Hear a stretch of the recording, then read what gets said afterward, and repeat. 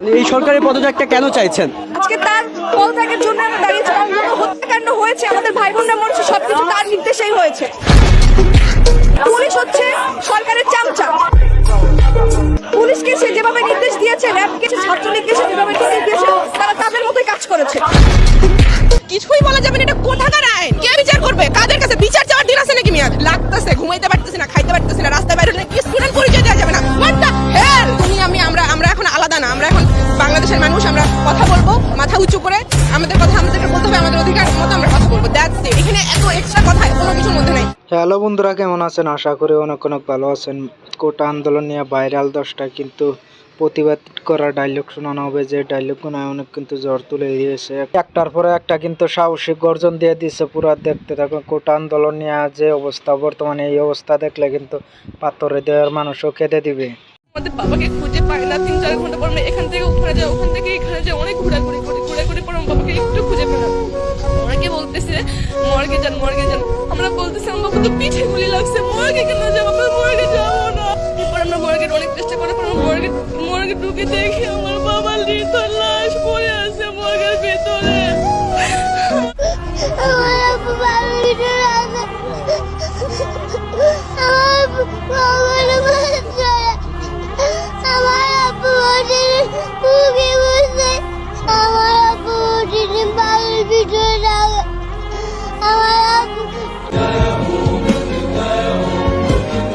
সুতরাং গাইজ, বাংলাদেশের শিক্ষকদের বড় বড় গর্জন দেখতে চাইলে নিজের চোখে ভিডিওটা শেষ পর্যন্ত দেখে যাবেন।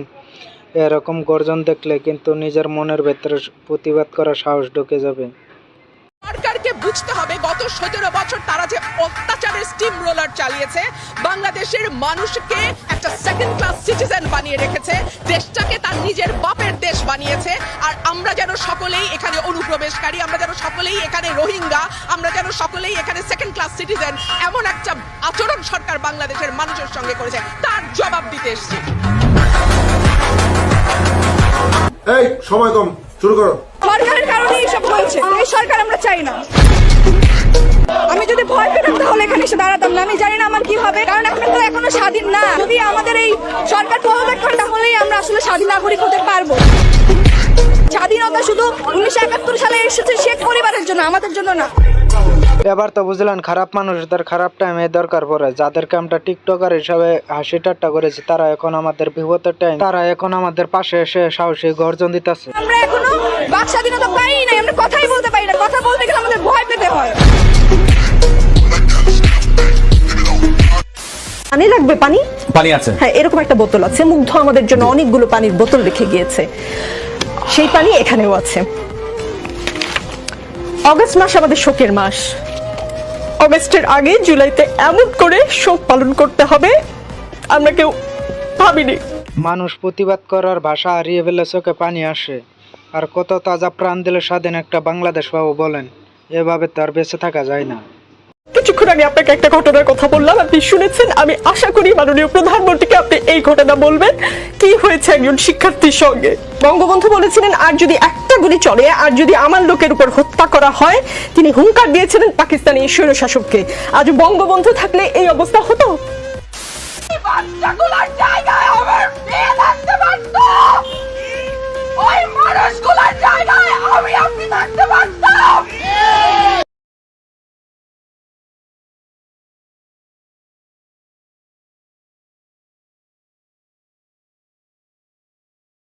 এই রাষ্ট্র আমাদের নিরাপত্তা দিতে পারে নাই।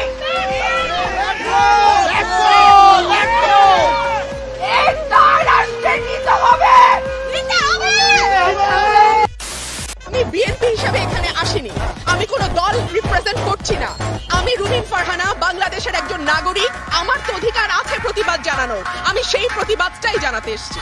লাল রক্তের রং, লাল প্রতিবাদের রং, লাল আন্দোলনের রং, লাল বিক্ষোভের রং। এবং আমার সন্তানের রক্ত ঝরেছে, আমার সন্তানরা রক্তাক্ত হয়েছে, তাদের সাথে সংহতি জানিয়ে আমি লাল করেছি। আসলে গাইজ, তোমাদের আমাদের এই দল ওই দল সেটা বড় কথা না, শুধু স্বাধীনভাবে মাথা উঁচু করে বাঁচতে চাই, এটাই আমরা চাই। যাই হোক, মন্তব্য আপনি দেখছেন, আপনারা বন্যার টাইমে কিছু আমরা মানবতার ফিরওয়ালা দেখে বন্যার টাইমে টান লিয়ে দেয় মানুষের দরবারে বিভিন্ন দেশ থেকে দেশে কোটি কোটি টাকা পাঠায়, লাখ লাখ টাকা সেই টাকা টান লিয়ে দেয়। বড় বড় স্টেশন থেকে মনে করেন তারা টেকনিক কর্পোরেট মনে করেন মহিলাদের মুড়ি খাবার লিয়ে দেয়। আজকে সেই মানবতার ফিরওয়ালা কই? আজকে মানবতার ফিরওয়ালা কই? রাস্তাঘাটে দেয় কেন তারা? তারা মানবতার ফিরওয়ালা তারা কই? তাদের রাস্তা আসতে বলুন, তারা মানবতার ফিরওয়ালা দেখা। হিরো আলম রে নিয়ে 80 ঠাট্টা করা হলো, দিন শেষে কিন্তু সে প্রতিবাদ করার জন্য চলে এসেছে। কিছু কিছু মানবতার ফেরিওয়ালা তারা কিন্তু বন্যার টাকা তোলার জন্য হাতে চুরি করে বসে আছে। নিঃসন্দেহে তুই ঠিক কথা বলেছিস। সকল ছাত্রছাত্রী, সকল শিক্ষককে আমি আন্তরিকভাবে ধন্যবাদ জানাচ্ছি আমাদের সাথে আজকে যোগ দেওয়ার জন্য। আমি খুবই শর্টে একটা কথা বলবো, আমাদের বাবা ট্যাক্সের টাকা দিয়ে আপনারা আমাদের উপর গুণ করতেছেন। এই দেশটা কারোর বাপের না, এই দেশটা সবার জনগণের। আসলে দেশটা কারো বাপের না, এই দেশটা আমাদের সবার। বাঁচতে চাইলে মাথা উঁচু করে বাঁচতে হবে, তাই বলে আমাদের টাকায় গুলি আমাদের উপরে ছুড়তে হবে।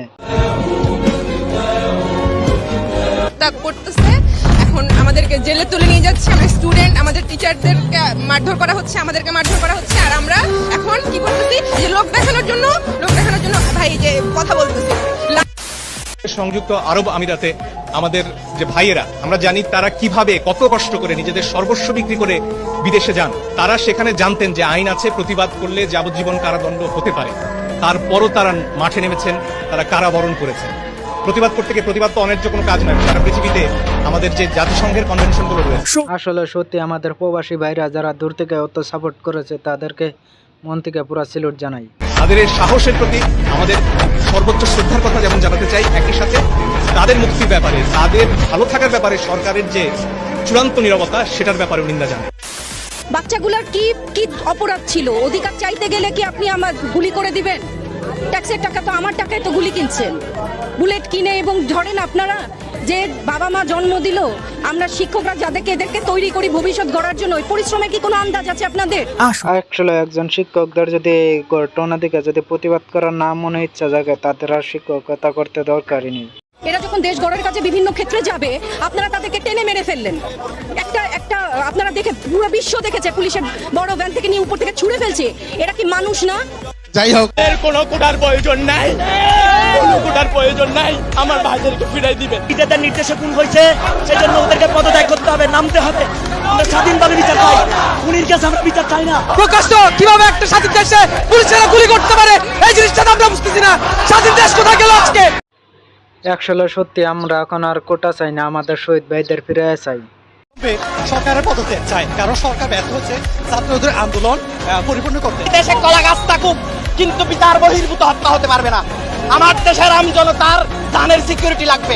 যাই হোক, আমার কানে এখনো বাজে যে কারো পানি লাগবে, কত পানি আসছে এখন, কারো পানি লাগবে। তো এটা যতদিন মাথায় থাকবে ততদিন পর্যন্ত আমরা শান্তিতে ঘুমাতে পারবো না। আমার পক্ষ থেকে তো আলাদা কোনো কিছু বলার না, পুরো দেশের মানুষই একই কথা বলছে। এবং দেশের মানুষ যখন সবাই একসাথে কোনো ন্যায্য দাবি রাখে, তখন সেটা একটু হলেও মাথায় আনা দরকার যে সেটা ফেলে দেওয়ার মতো না। আসলে এই হাসিমাখা মুখটা, মায়াবী মুখটা দেখলে মনের মধ্যে আঘাত লাগে, কারণ পানি লাগবে এই কথাটাই শুধু মনে হয়। আর কত রক্ত জড়ালে আমাদের স্বাধীন বাংলাদেশ হবে। বিচারটার মধ্যে আমরা নাকি কারা করবে বিচার? কে বিচার করবে? কাদের কাছে বিচার? 4 দিন আছে নাকি মেয়াদ? মানুষ হত্যা করতেছে, এখন আমাদেরকে জেলে তুলে নিয়ে যাচ্ছে, আমরা স্টুডেন্ট, আমাদের টিচারদেরকে মারধর করা হচ্ছে, আমাদেরকে মারধর করা হচ্ছে। আর আমরা এখন কি করতেছি,